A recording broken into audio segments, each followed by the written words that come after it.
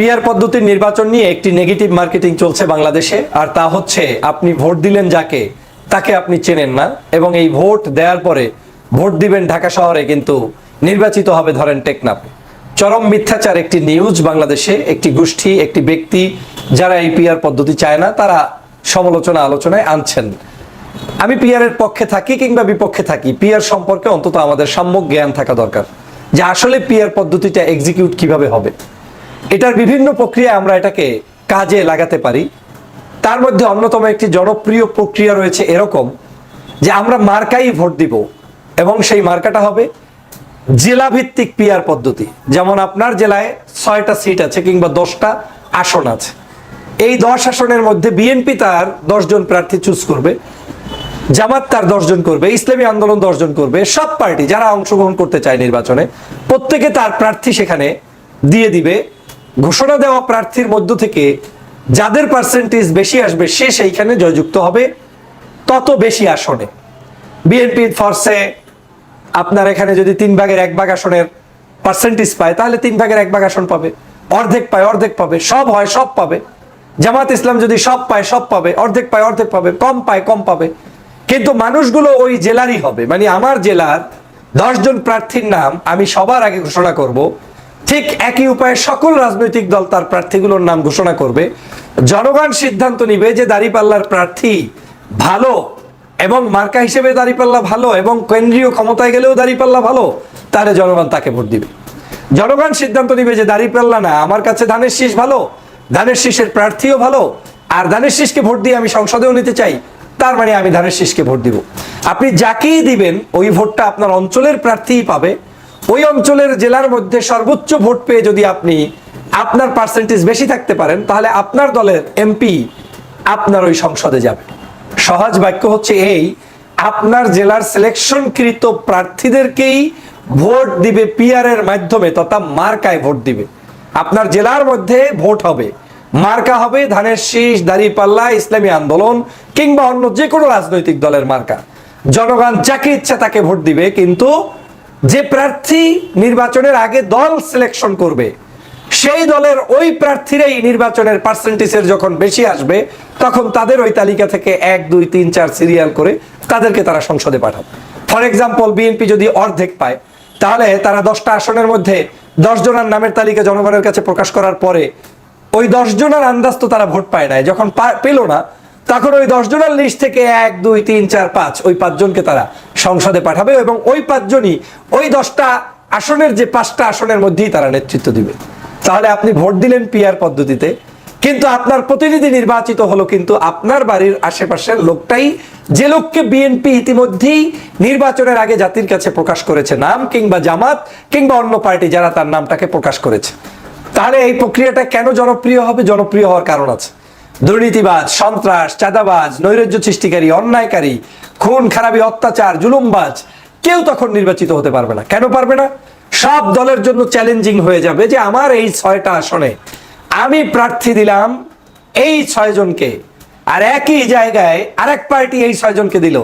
যদি বিএনপির প্রার্থীর চাইতে জামাতের প্রার্থী স্ট্রং এবং তাদের জনপ্রিয়তা এবং ভালোবাসা বেশি থাকে, প্রার্থী হিসেবেও তাদেরকে মানুষ যোগ্য শিক্ষিত মনে করে, তাহলে তারা উইন হবে। যদি জামাতের প্রার্থীর চাইতে আরেকটা পার্টির প্রার্থী ভালো থাকে, তাহলে তারা সেখানে উইন হবে। পাশাপাশি মার্কা হিসেবেও জনগণ চুজ করবে যে আমরা আগামীতে বাংলাদেশে কোন মার্কাকে ক্ষমতায় দেখতে চাই। তাহলে আপনি এক ডিলে 2 পাখি পেয়ে গেলেন। একদিকে আপনার পছন্দ যে আমি রাষ্ট্র ক্ষমতায় জামাত ইসলামকে দেখতে চাই, কিংবা ইসলামী আন্দোলনকে দেখতে চাই, কিংবা বিএনপিকে দেখতে চাই, আপনি তাকেই দেখতে চান।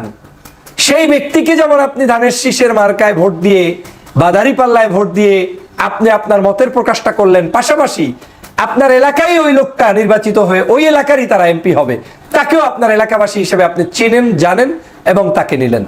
তাহলে আপনাকে যারা মিথ্যাচার করছে, এরা ভোকাস করছে, এরা পিআর নিয়ে আপনার কাছে একটা বিভ্রান্ত তুলছে। আমার কাছে তো মনে হয় পিআর যখন শুরু হবে তখন পিআরে বরং জনতার ঢল নামবে। এ কারণে জনগণ তখন আর কোনো ওই কে চোর কে ডাকাত, কাকে বাঁচবো কাকে বাঁচবো না, কাকে দিব না এই চিন্তা না করে সরাসরি তিনি তার মার্কায় যেমন ভোট দিতে পারবেন, পাশাপাশি তার অঞ্চলের যাকে প্রতিনিধি হিসাবে ওই জায়গায় আগেই নাম প্রকাশ করা হয়েছে তাকেও আপনি আপনার কাছেই পেয়ে গেলেন এমপি হিসাবে। তাহলে আপনার সহজ পদ্ধতি আপনি বুঝে গেলেন। এবং এই প্রক্রিয়ায় নির্বাচন হয় পৃথিবীর বহু দেশে, তার মধ্যে অন্যতম জনপ্রিয় নির্বাচন হয় তুরস্কে, যেখানে এই জেলাভিত্তিক আপনার আগেই দলগুলো তার প্রার্থী বাছাই করে জনগণকে জানিয়ে দিবে, তারপরে সেই জনগণের রায়ের উপরে ভিত্তি করে, পার্সেন্টেজের ভিত্তি করে আপনার জেলার লোকই ওই অঞ্চলের এমপি হিসেবে থাকবে। এখন সিদ্ধান্ত আপনার, আপনি কোন পদ্ধতিতে নির্বাচন চান। পিআর পদ্ধতির এই নির্বাচন ছাড়াও আপনি এটাকে চাইলে বিভাগ ভিত্তিক করতে পারেন, যে না আমরা জেলা করবো না, বিভাগ ওয়াইজ একই ফরম্যাটে বিভাগে আপনার তালিকা প্রকাশ করবেন, পার্সেন্টেজ অনুযায়ী আপনার বিভাগের লোকই ওই বিভাগের এমপি হিসাবে থাকবে। আর আপনি চাইলে ন্যাশনালিও করতে পারেন, সমগ্র বাংলাদেশ ব্যাপী, যে আমার প্রার্থীর কোনো বিষয় নয়, আমি ভোট দিব, মার্কায় দিয়েছি, যে কোনো একজন এমপি আমার এখানে এসে নেতৃত্ব দিতে পারেন। সেটা আপনার এই দলই 300 আসনের প্রার্থী ঘোষণা করার পরে আপনি সেখান থেকে দল যে কয়জনকে ক্ষমতায় যাওয়ার পরে সংসদে নিতে চায় সেটা তার ব্যাপার। আবার দল চাইলে, নির্বাচন কমিশন যদি মনে করে যে এই তালিকার মধ্য থেকে দল নিচের একজন ব্যক্তিকেও নিয়ে যেতে পারে, উপরেরও নিতে পারে, তাতেও আপত্তি নাই। এই জিনিসটা সম্পূর্ণ নির্ভর করবে আপনি আমি কোন প্রক্রিয়ায় ভোট দান করব এবং আমরা কোন প্রক্রিয়ায় সংসদে আমাদের মানুষদেরকে পাঠাবো। প্রথমেই আপনাকে বুঝতে হবে আমরা এমপি কনসেপ্টটাকেই ভুলে গিয়েছি। এমপিকে মনে করি যে গ্রামের মেম্বারের মতো, চেয়ারম্যানের মতো। আসলে কি তাই? আমাদের তাহলে ইউনিয়ন পরিষদ কেন, উপজেলা পরিষদ কেন, জেলা পরিষদ কেন, মেয়র, এরপরে সিটি কর্পোরেশন কেন? এই জিনিসগুলো রাখা হয়েছে স্থানীয় পর্যায়গুলোকে হ্যান্ডেল করার জন্য, আপনার একেবারে ডোর টু ডোর মানুষের কাছে আপনার খেদমত পৌঁছে দেওয়ার জন্য, কাজ পৌঁছে দেওয়ার জন্য। গভর্নমেন্টের কিছু জিনিস থাকে যেটা কমন, এই 64 জেলার 64 জেলায় সবাই কমন ভাবে ভোগ করবে, এখানে কোনো দল পেশে কাজ হবে না। সংসদ সদস্যরা মূলত রাষ্ট্রের আইন করবে, রাষ্ট্রের সংস্কার করবে, রাষ্ট্রের বাজেট করবে, রাষ্ট্রের বড় বড় প্রজেক্টগুলো যেটা যেখানে দরকার সেটা নিয়ে তারা আলোচনা করবে, ডিবেট করবে। কিন্তু আমরা তাদেরকে কোণঠাসা করতে চাই গ্রামের মেম্বারের কাজের ভিতরে। আর সে কারণেই অনেকে প্রশ্ন করে আমি কাকে ভোট দিব, লোকটা আমার কিনা, আমার বাড়ির কিনা। সেই প্রশ্নের জবাব আমি ইতিমধ্যে দিয়েছি, যদিও এই প্রশ্নের জবাব আমার এই দ্বিতীয় জায়গায় বলা হয়েছে যে সংসদ সদস্য মূলত আপনার বাড়ির দুয়ারের সামনের মেম্বারি ইলেকশনের যে কার্যক্রম তার জন্য আদতে নয়। এই পদ্ধতি থেকে যদি আমরা বের না হতে পারি তাহলে এই বাংলাদেশে দুর্বৃত্তায়ন, সন্ত্রাস, নৈরাজ্য, চাঁদাবাজ, ক্ষমতা লিপ্সু, ক্ষমতা দখলদারিত্ব বন্ধ হবে না। কেন হবে না জানেন? এমপির মাথায় ধান্দা থাকবে আমি এই অঞ্চলের এমপি, মানে আমি এখানের গডফাদার, আমি এখানের সবকিছু নিয়ন্ত্রণ করব, আমার মাধ্যমেই সব হবে। তার মানে আপনি নিজেই একটা লোককে বাছাই করলেন আপনার উপরে জুলুম করার জন্য, অথচ তা হওয়ার কথা নয়। সংসদ সদস্যরা উন্মুক্ত থাকবে, রাষ্ট্রের সংসদ সদস্য থাকবে তিনি। আমাদের এই অভ্যস্ততা যখন হয়ে যাবে তখন অটোমেটিক আপনার সমগ্র বাংলাদেশেই আপনার এই সংসদ সদস্যের প্রথাটা জনগণ বুঝে ফেলবে, অ্যাডাপ্ট করে ফেলবে। জনগণ ভালোই বোঝে কিভাবে ভোট দিতে হয়। জনগণ তখন রব উঠবে আমি এই মার্কায় ভোট দিব, আমি এই দলকে ভোট দিব। আপনি যেই দলকে ভোট দিবেন আপনার ওই একটা ভোটের কারণেও আপনার একজন সংসদ সদস্য, প্রতিনিধি সংসদে যেতে পারে যদি আপনার এই ভোটটাকে কাউন্ট করা হয়।